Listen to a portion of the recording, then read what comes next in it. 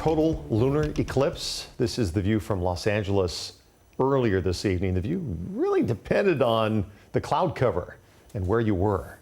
Look at that, cool shot. Here's a look from NASA tonight as well.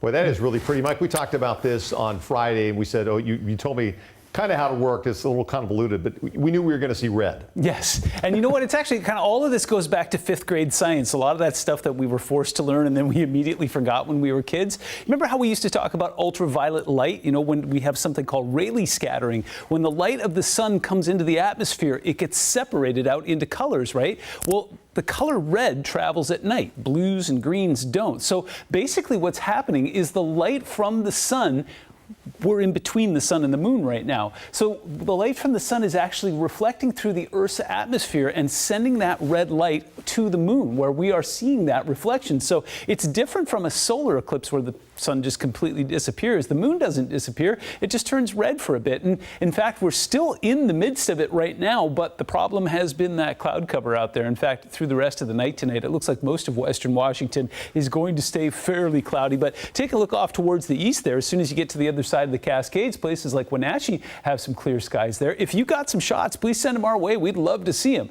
We are tracking a break in that cloud cover tomorrow morning. In fact, it looks like it will favor Seattle and Tacoma. And if you're thinking, hey, that's not fair, well, don't worry about that. We'll reverse it in the afternoon. Many of us will see some clearer skies as we go towards the evening there, and that cloud cover will start to settle in over top of Seattle and Everett. Taking a look at cloud cover and rain right now, we got plenty of it, but as I was mentioning earlier, we're starting to see it back off finally. When you've got those really light green returns, that's more cloud cover than rain. We are still tracking a couple pockets that are just pushing up into the foothills of Snohomish County there. You may notice something that's missing here, and that is the color white. Snow levels way up high right now, around 7,000 feet, so it's actually been raining on snow today.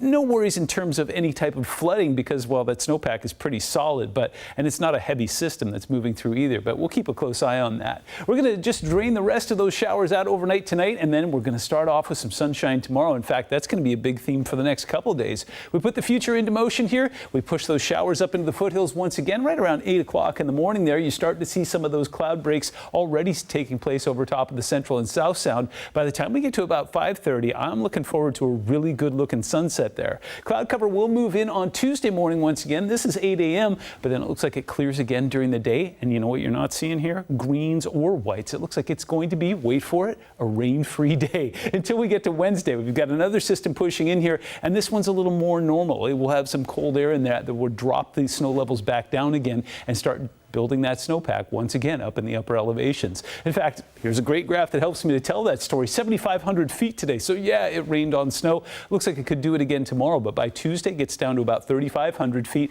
But it's kind of a moot point. It's going to be dry out there. It's going to be breezy overnight tonight and continue to see some of those gusts getting up to about 25 miles an hour across the region. That'll be with us tomorrow, but we're going to take some mild temperatures in overnight as well. Shelton's going to be a standout. In fact, we'll see a couple spots down towards South Sound. Chehalis and Olympia will be in the upper 30s overnight tonight. Take a look at your 7-day forecast. Here's what you're not seeing there is a whole lot of rain beyond Wednesday and Thursday. And next weekend, temperatures get into the 60s. Saturday looking real good.